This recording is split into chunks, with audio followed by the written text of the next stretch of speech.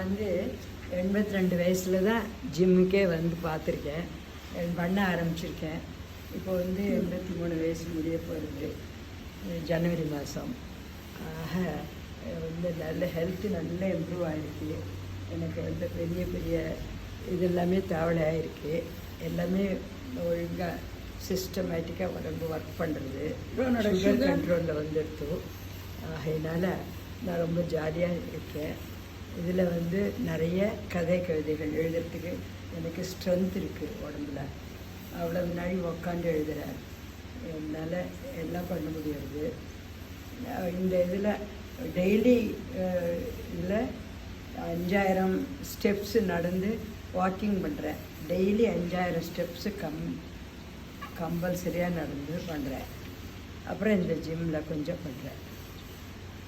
இந்த வாட்ச் வாங்கி கட்டினதில் என் பொண்ணு மதர்ஸ் டேக்கு கிஃப்ட் கொடுத்தா.